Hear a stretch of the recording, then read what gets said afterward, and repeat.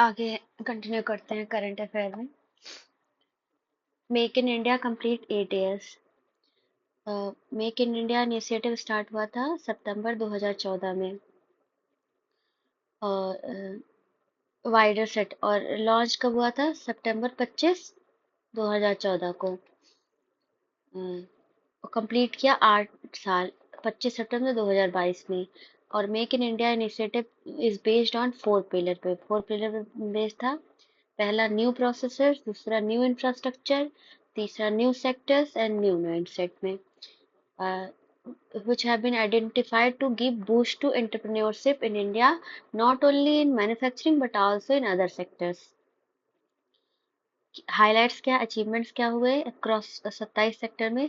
This include strategic sector of manufacturing and services as well.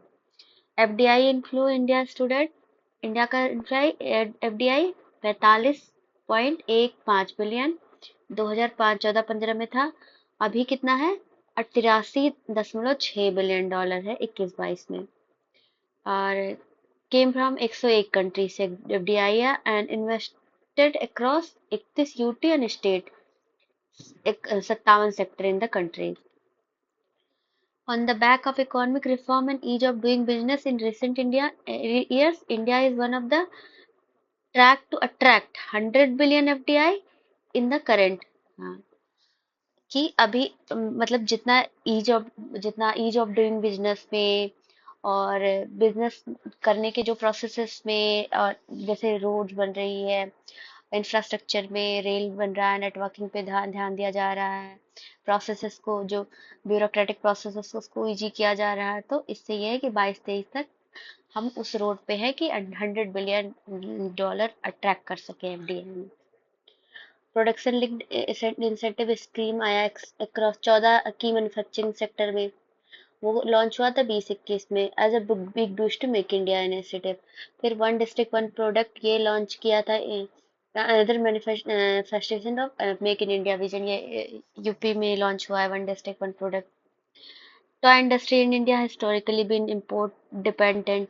Toy industry में ज़्यादातर जो खिलौने आते थे बाहर से, चाइना से मिले, इम्पोर्ट करके आता था। Lack of raw material technology design capability lead to huge import of toy industry. 2018-19 में क्या हुआ कि toys worth USD 371 million were imported into the our country.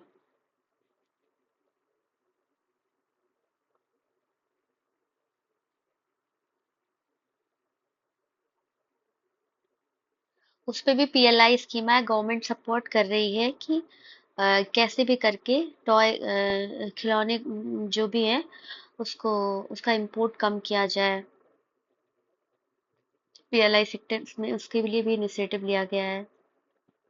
Bundelkhand express ये 16 जुलाई 2022 को इनॉग्रेट किया गया, प्राइम मिनिस्टर ने किया था। और कहाँ पे इनॉग्रेट किया गया था? Kaithari village in Aurai tehsil of Jalaun, Uttar Pradesh में।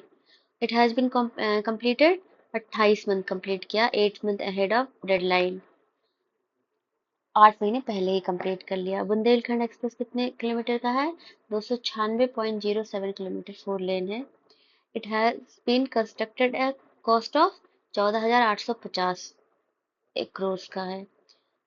It was constructed under Uttar Pradesh expressway industrial development authorities. तो ये उसके लिए Uttar Pradesh expressway industrial development authority बनाई गई थी, इसके एरिस में ये कंस्ट्रक्ट हुआ है। यहाँ पे देखिए इटावा, अ, ये लेंथ है 296 किलोमीटर की लेंथ है ये। इटावा से यहाँ से जाती है और इधर ये यहाँ पे जोड़ती है, स्टार्टिंग पॉइंट है। मतलब इट कैन बी एक्सपेंडेड, इसको एक्सपेंड किया जा सकता है, लेकिन ये बाद में एक्सटेंड किया जाएगा। लेकिन ये स्टार्ट हुई है, सॉरी,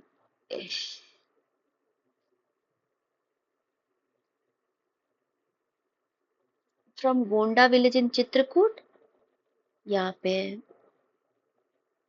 चित्रकूट, और टू कुंडरी विलेज इन इटावा, यहाँ तक, यहाँ से यहाँ तक आई है। It will be linked with Agra Lucknow express way, यहाँ से ये आगरा लखनऊ एक्सप्रेस वे जाता है, यहाँ से लिंक कर दिया गया है। It can be expanded up to 6 lane as well. Starting point क्या है? Bharat Bharat Koop at the Jhansi Prayagraj NH 35 in Chitrakoot district. End point क्या है? Near Kundrel village in Etawah district where it merge with Agra Lucknow express way.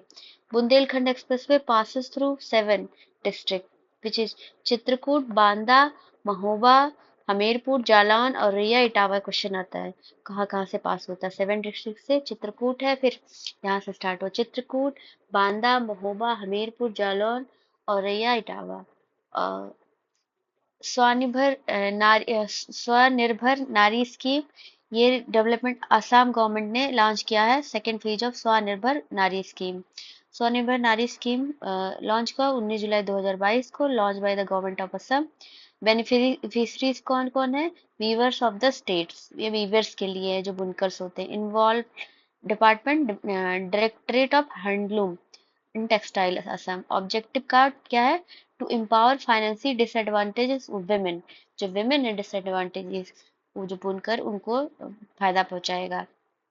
First page was launch on October 2020। Feature क्या है scheme का?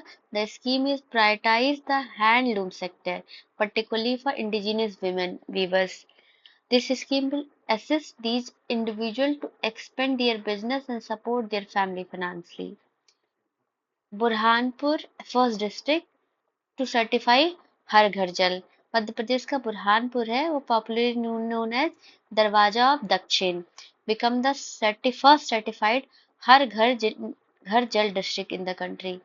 इसमें मतलब हर घर जल सर्टिफिकेशन मिला है बुरहानपुर को, मतलब हर घर में अवेलेबिलिटी है प्रॉपर जल की। जुलाई सर्टिफिकेट के जुलाई 2022 district certified Burhanpur MP certificate based on self declaration by all 254 village of Burhanpur. Scheme क्या है? रिलेटेड जल जीवन मिशन है। जल जीवन मिशन कब लॉन्च हुआ था? जल जीवन मिशन तो प्रोवाइड, ये इसका है एम क्या है? Safe and adequate drinking water through individual house hold tap connection by 2024। इसका यही लक्ष्य है कि सब घर में ड्रिंकिंग वाटर अवेलेबल हो, safe drinking water, tap water, जो टैप वाटर होता है 2024 तक। It was launch in August 2019 and in such 55 litre of water, मतलब हर घर में 50, हर घर में हर फैमिली को 55 litre of water per person available करा to every rural household by 2024। Mission function है department of drinking water sanitation, ministry of Jal Shakti. Jal Shakti mission will be based on community approach to water. In August 2022, Goa, Dadar, Nagar Haveli and Daman and Diu become the first हर घर जल certified state and UT in the country respectively. तो हुआ Goa, Dadar and Nagar Haveli and Daman and Diu, ये first जो है UTs हैं जो हर घर जल सर्टिफाइड स्टेट बने हैं। where people from all the villages have declared their village as Har Ghar Jal through resolution passed by Gram Sabha certified that all households in the village have access safe drinking water through tap, ensuring no one is left.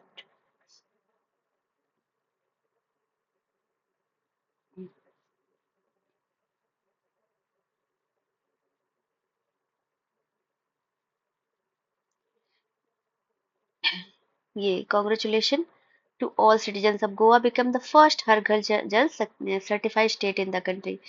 UTs है दमन, दादर, नागर हवेली, दमन and Diu, in Goa state पहला state हुआ।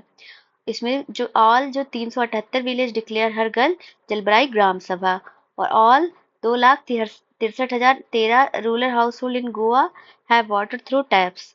All women and girls in Goa are now free from the drudgery of collecting water. भी किसी को बाहर जाके collect नहीं करना पड़ेगा वाटर, सबके घर में टैप वाटर अवेलेबल है। SMILE 75 initiative. The initiative started by the government is named as SMILE. SMILE का क्या फुल फॉर्म है? Support for marginalised individual for livelihood and enterprise. Launch कब हुआ था? 12 अगस्त 2022 को। Launch by ministry of social justice and empowerment. इसका key highlight क्या है? SMILE 75 is a make to make city town and municipal area begging free. ये beggars के लिए, जो भीख मांगते हैं उनके लिए, उनको फ्री बनाने के लिए है। The objective of the initiative is to make a strategy for comprehensive rehabilitation of person engaged in the act of begging through the coordination action of various stakeholders। मतलब सारे stakeholders की सहायता से स्टेट्स को, डिस्ट्रिक्ट को, मतलब जो भिखारी, जो बेगर्स होते हैं, रोड पे मांगते हैं, उनसे फ्री बनाया जाएगा और उन लोगों को रिहैब करवाया जाएगा। उनको खाना पीना और रहने की व्यवस्था, मतलब रिहैबिलिटेशन होगा, उनको स्किल जैसे जो जरूरत होगी उन्हें प्रोवाइड किया जाएगा। ये ministry of social justice empowerment identify 75 municipal corporation to implement SMILE 75 initiative. Country first night safari to begin in Lucknow.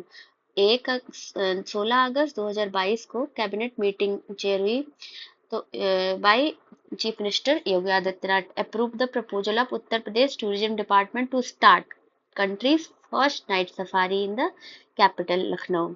Currently there are 13 safari in the country, but they are all day safari। Country first night safari आई, approve हुआ अगस्त 2022 में, to be open in Kukrail forest area, Lucknow के outer में पड़ता है, लखनऊ उत्तर प्रदेश में। Objective क्या है? इसको eco tourism in the state में इको टूरिज्म प्रमोट करना है। Inspired from Singapore night safari, ये सिंगापुर नाइट सफारी से इंस्पायर है। और की पॉइंट्स क्या है? This night safari will be develop on 350 acre in Kukrail forest area spread over an area 2027.46 hectare and zoological park will be built in 150 acre. तो 350 करोड़ की मदद से बनाया जाएगा। Shreshta scheme with the basic motive to uplift the socio economic status of schedule caste people by providing highly quality education to their children in best private residential school in the country।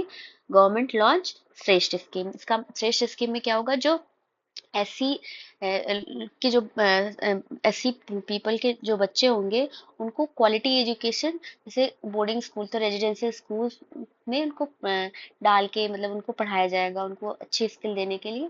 तो ये scheme है श्रेष्ठ scheme. इसमें residential school के through SC students को quality education provide कराई जाएगी।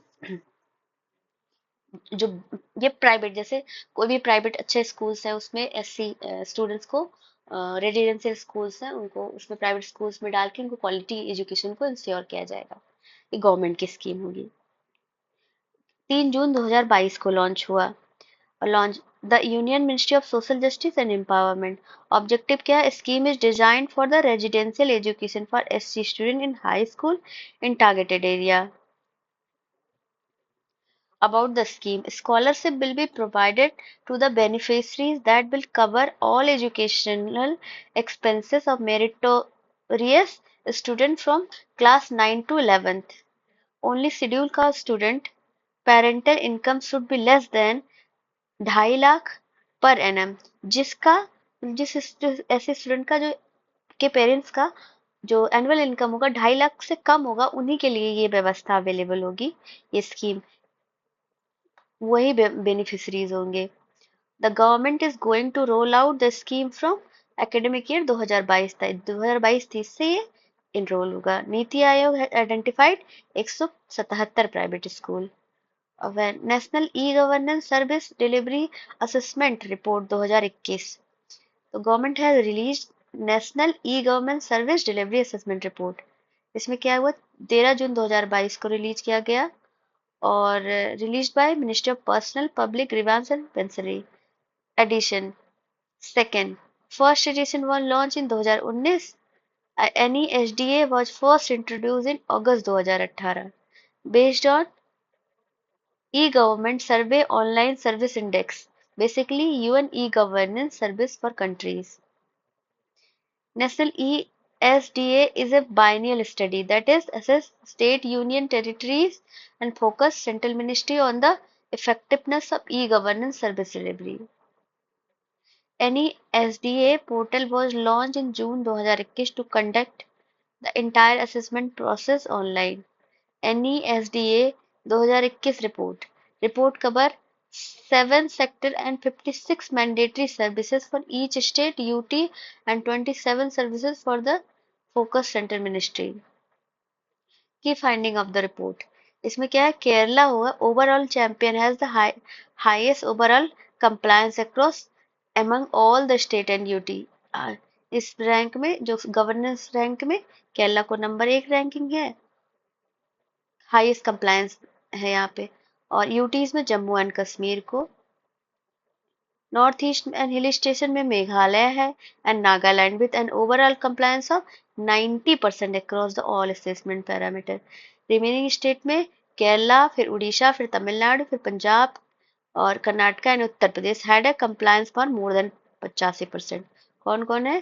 केरला है, उड़ीसा है, तमिलनाडु है, पंजाब है, कर्नाटका है, यूपी है एंड 85% कंप्लायंस कैटेगरी में आता है। Andhra, Kerala, Punjab, Goa and Odisha also improved compliance of their service portal by 100%. CISS application ये कब लॉन्च हुआ था? जून 2022 में। Developed by national commission for the protection of child right, objective to help in rehabilitation process of children in street situation.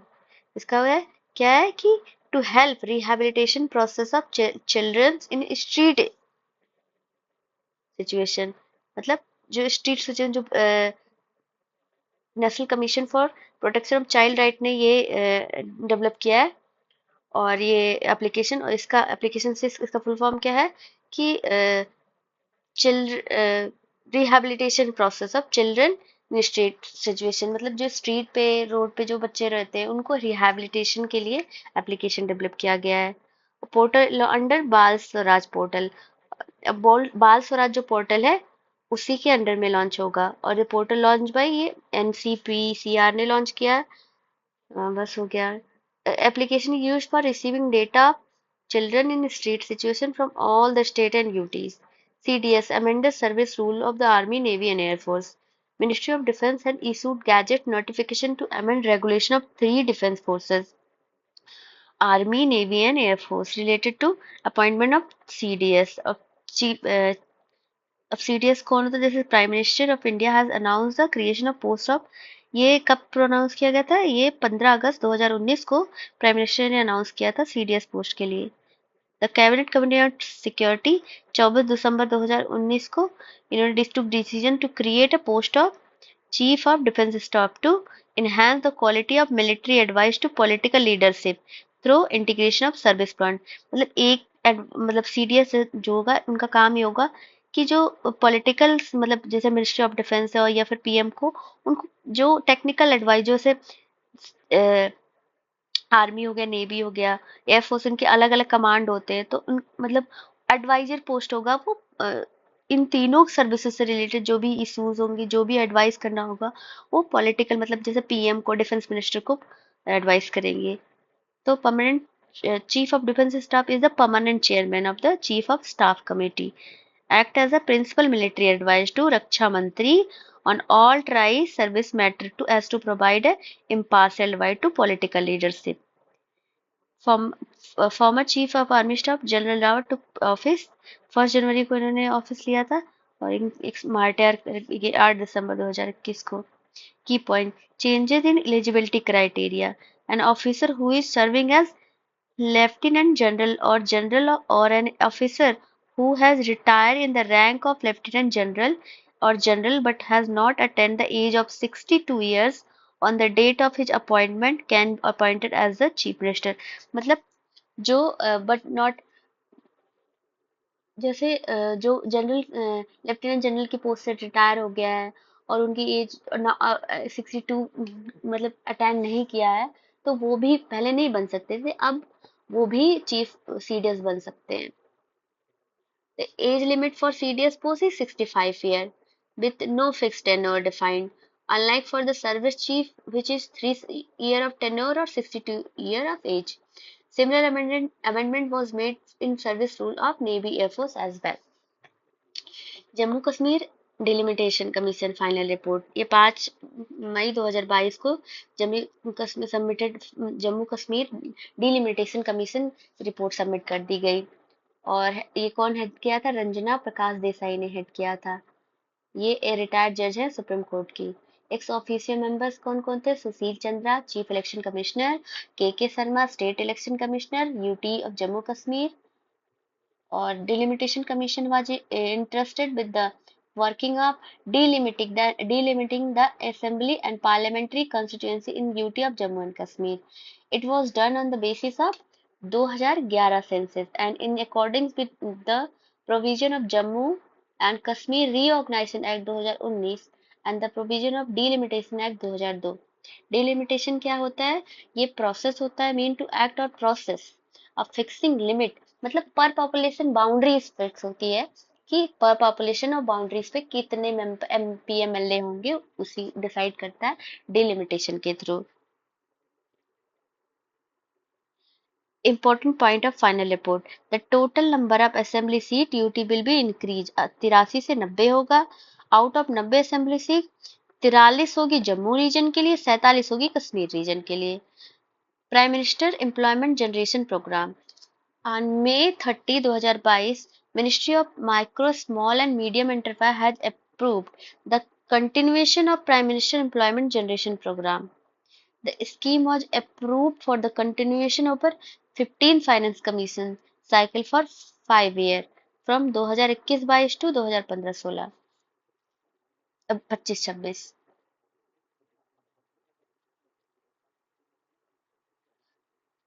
Prime minister employment generation programme ये 2008 को launch हुआ था और लॉन्च बाय मर्जिंग दो स्कीम थी, prime minister Rozgar Yojana और rural employment generation programme को merge करके prime minister employment generation programme बनाया गया था। Approved by ministry of micro small and medium enterprise. Outlay क्या है? 13,554.42 करोड़ इसका आउटले। ऑब्जेक्टिव क्या है? Generate employment opportunity through establishment of micro enterprise in non farm sector for rural as well urban में, मतलब एम्प्लॉयमेंट जनरेट करना, रोजगार generate करना, नॉन मतलब एग्रीकल्चर को छोड़ के दूसरे फील्ड में जो है कृषि को छोड़ के दूसरे फील्ड में रोजगार जनरेट करना। और कौन इसको इम्प्लीमेंट करता? खादी एंड विलेज इंडस्ट्री है। Supreme court recognize sex work as a profession. तो हाईलाइट इसकी क्या है कि सुप्रीम कोर्ट ने कहा कि जो है प्रैक्टिस में जो सेक्स वर्कर्स होती है entitle as work as entitle as to dignity and equal protection underline को डिग्निटी है, मतलब इनकी लाइफ की गरिमा और इनको इक्वल प्रोटेक्शन अंडर लॉ, मतलब प्रोटेक्शन दिया जाना चाहिए, प्रोटेक्ट किया जाना चाहिए लॉ में, क्योंकि ह्यूमन राइट्स है इनका और ये राइट टू इक्वलिटी है। और the apex court invoke the special power under, ये जो जजमेंट किसके अंदर दिया? 142 of the constitution. 142 of the constitution ये जो है क्या कहते हैं, कंप्लीट जस्टिस होता है, कंप्लीट जस्टिस की बात करता है 142 ऑफ द कॉन्स्टिट्यूशन।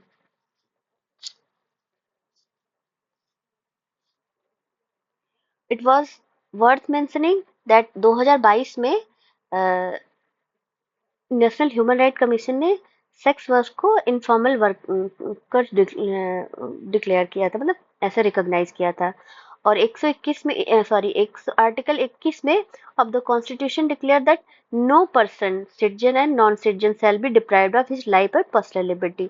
121 में मेंशन है आर्टिकल अनुच्छेद 21 में कि कोई भी पर्सन को उसकी कोई भी सिटीजन हो या नॉन सिटीजन हो, चाहे फॉरनर विदेशी हो, कोई इंडिया का ही हो, शैल be deprived for his life और पर्सनल डिग्निटी, मतलब उसको डिप्राइव नहीं किया जा सकता उसको उसकी पर्सनल लाइफ और लिबर्टी से।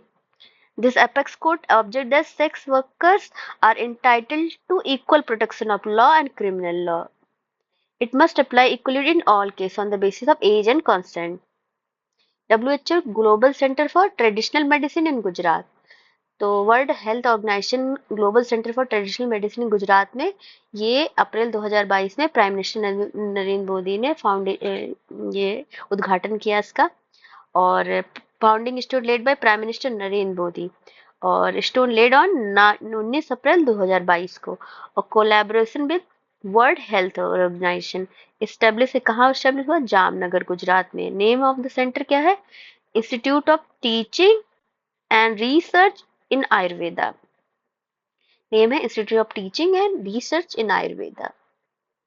प्राइमरी ऑब्जेक्टिव क्या है? The centre aim to channel potential of traditional medicine by integrating it with technological advancement and evidence based research.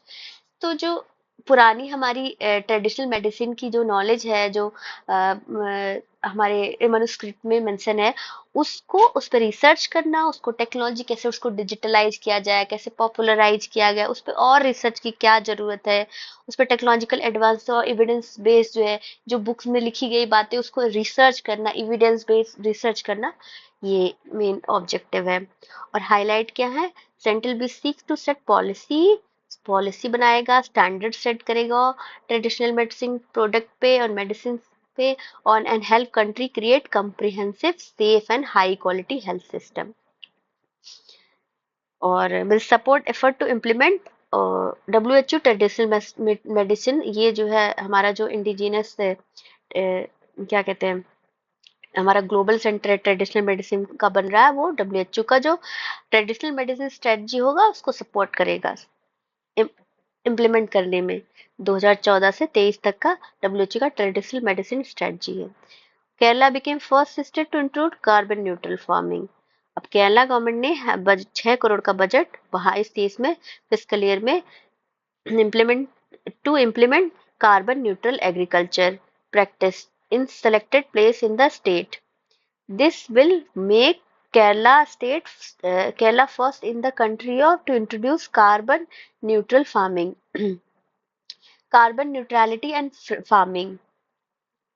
Carbon neutral. Carbon emission caused by an entity have been balanced out by funding an equivalent amount of carbon saving. Carbon saving. Funding renewable energy project. Afforestation create carbon sink. Carbon neutral farming.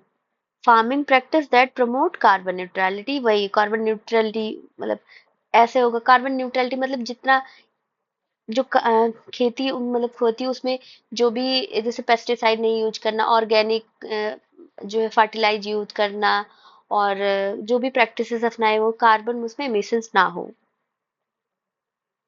और जैसे afforestation करना, carbon nuclear energy पे carbon sink बनाना, वो सब होता है। सागर परिक्रमा, ये हुआ। India has coast line 75,7,516.6 kilometre, covering 9 maritime state and UT and providing livelihood support to millions of coastal fisher folk. As a mark of gratitude to our sea, it is proposed to organize, मतलब इसको as a mark of gratitude to our sea, हमारी जो समुद्र हैं उनको as gratitude मिल कि इतना billions of employment, food, fibre provide करा रहा है और लाइवलीहुड सपोर्ट है तो फिशर फोक को, तो इसको एज अ ग्रेटिट्यूड के सागर परिक्रमा प्रोग्राम लॉन्च किया गया 75वीं आजादी के अमृत महोत्सव में, सैल्यूटिंग और great freedom fighter sailor and fisher folk.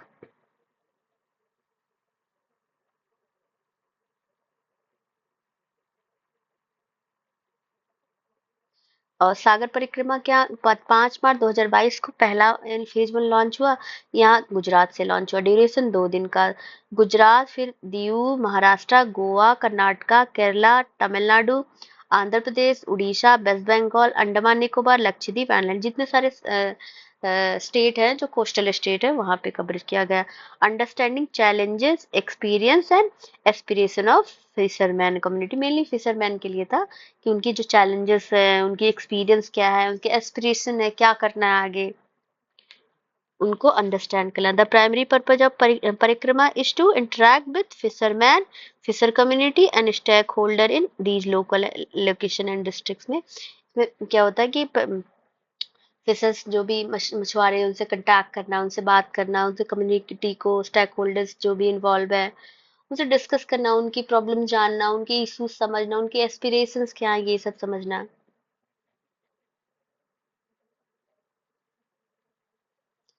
Pacer initiative, तो पेसर इनिशिएटिव क्या है कि cryosphere is the frozen water part of the earth system.